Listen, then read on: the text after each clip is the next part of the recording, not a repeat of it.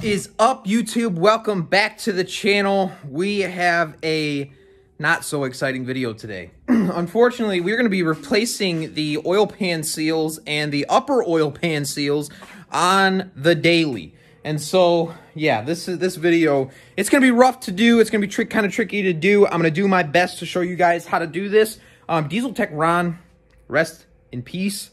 He did a awesome video on this showing how to replace the oil pan seals. We checked this truck over, and sure enough, the block is like completely clean. And then right where the upper oil pan and the oil pan is, it's just nothing but oil. You're gonna want to check to make sure that your front crank seal, your cam or crank sensor seals, a lot of times those will leak and it'll drip down and then it'll look like an oil pan leak, but it's not. So double check those. We have verified that it is not one of those and that it is our oil pan and upper oil pan leaking. So it is definitely a tricky job to do with a 6.0 with the engine still in it, but it is possible. It's not like a 7.3 where you got to pull the whole freaking engine out. So fortunately, this is going to be the first time for me doing an oil pan engine in truck, and so it's going to be interesting. I actually watched Diesel Tech Ron's video to get some insight on this, but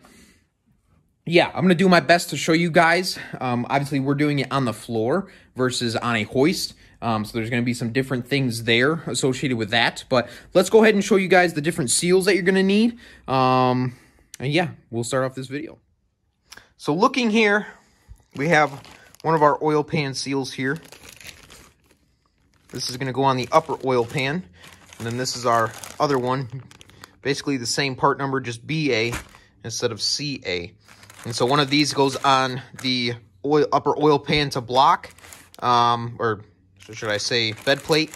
And then this one, the other one, goes to upper oil pan to oil pan. And then what we have here, let's do this one first. This is our pickup tube O-ring. We're definitely going to want to do this O-ring if there is any sort of nick or anything and it starts sucking air. You're going to have a heck of a time trying to get the truck to start if it's pulling air. So definitely replace this O-ring right here, pickup tube. And then finally, I did notice a little bit of an oil leak coming from our crank sensor. So we're going to be pulling that crank sensor out and resealing that as well. Just one little O-ring. That's all that is. And then, of course, what better time than to change the oil? We got our Valvoline over there. We got our oil filter. OEM. Always run OEM. We got the OEM cap up here. So the first thing we're going to want to do, we popped our oil fill cap, or our, our oil fill cap, oh boy. Our oil filter cap. We popped that assembly up. That way the oil can drain out of there down into the oil pan. And then we did pull the plug.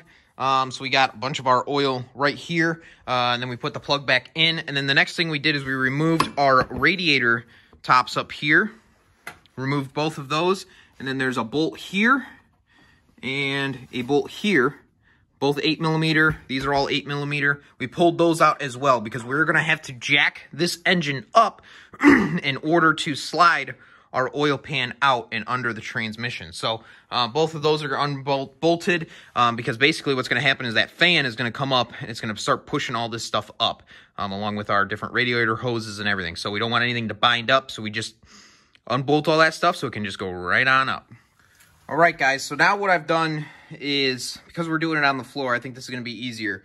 We removed all of our steering linkage through here, so both our tie rod and our drag link are completely removed. We got the tires off of it. And then, of course, we got a bunch of nuts there, and that's going to be because we removed our engine mount nuts out underneath here. So we removed our engine mount nuts. There's 4 of them on each side here.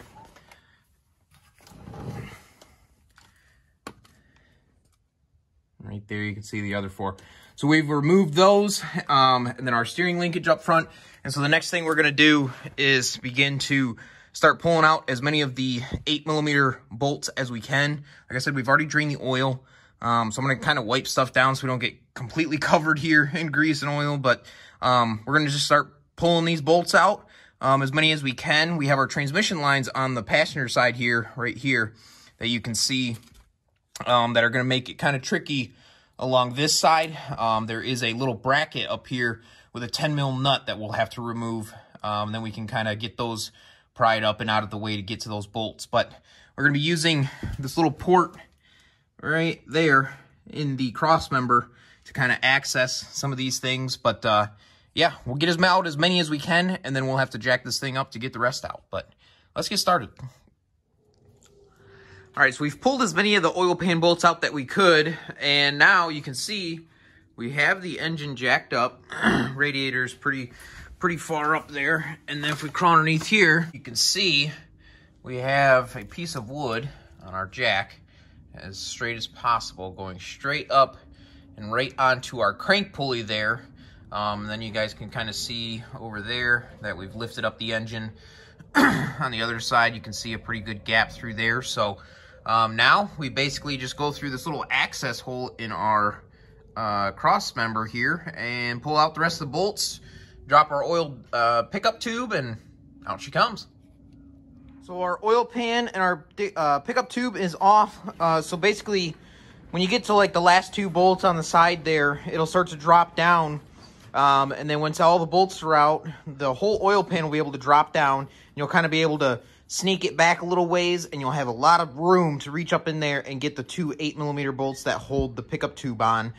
Just let that drop into the pan, and then pull all of the stuff out. And then so we're gonna get everything cleaned up, but go underneath here. So you can see we got the pan off then. And so this is our upper oil pan right here. So we're gonna be pulling that off next. And our seal, you can see our seal goes all the way around on the outside. So that's one of the seals we're gonna be replacing. And then just above this upper oil pan is another seal that we're gonna be replacing. So we got a handful of little 8mm to pull this out. So let's do that real quick. All right, guys, so we got everything cleaned up really well. We got our oil pan all nice and clean. We got our upper oil pan clean. We have our new seals put in it on both sides here. The next step is pretty important. You're going to want to make sure that the surface that bolts up to is extremely clean. Get yourself some brake clean and just go to town. Keep wiping it down until that thing comes off clean. And so it's very, very important to make sure that that is all nice and clean. We don't have any oil residual sitting there. But now we can go ahead and put this back on, reinstall this. So we're going to go underneath there with that. We got our bolts right over here that are all nice and cleaned up. And yeah, time to go back together. So we're getting ready to put our oil pan on with our pickup tube there. We got our upper oil pan on, torque those 10 foot-pounds, and then all of these are going to be 10 foot-pounds as well. We are going to get just a little bit of silicone here, and we're just going to take our finger and just run it right along here. You can see there's a little bit imperfections from where the paint's been chipped up a little bit. So we're basically just going to kind of make sure everything's good to go there. We'll get this all siliconed up. Not a lot. Be very graceful with it. And then we can stick this in there. We got our 2 bolts for that, which are also 10 foot-pounds. And then we can just basically seal this thing back up. So we still got to do our crank sensor, which we're going to do while we still have the engine kind of jacked up. It'll be a lot easier to get in there and get to it. But yeah, I wanted to get this stuff put on there pretty quick so that we could prevent any oil from slowly dripping down or something like that. So yeah, here we go. Let's do it. All right, guys. Well, we're sitting back down. Got the jack out of there. Let me show you guys up underneath here. We got all of our bolts in. They're all tight. One's up here. One's all along this side. And the ones up front. There are a couple bolts that are longer. So the 2 in the very back here, those 2 are longer. And then there's 3 up front that are a little bit longer. They're the 3 on this side. So it's going to go the corner one, and then the 2 middle ones are going to be a little bit longer. They don't bolt up into the upper oil pan. Those are the only 5 total that don't bolt up into the upper oil pan. But you can see we got it lowered back down into the motor mount, into the cross member here. So Now we got to put our nuts back on and then, yeah, finish this thing up, fill it with oil, and pray that it doesn't leak. All right, we're full of oil. Let's hop in this thing, see if she fires up. All right, so we're gonna be looking at our ICP, which is right up here. We need 500 to start. Fresh oil pan seals. Let's do it.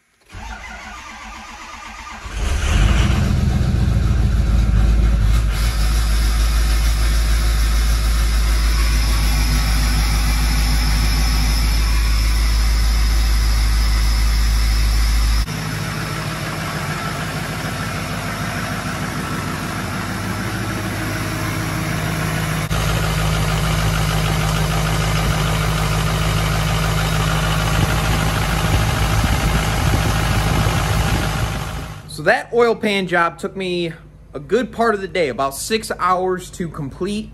Definitely, like I said, it was a first time for me doing that, and then being on the ground, it was definitely a little bit trickier, I think. If you got a hoist, definitely be the way to go.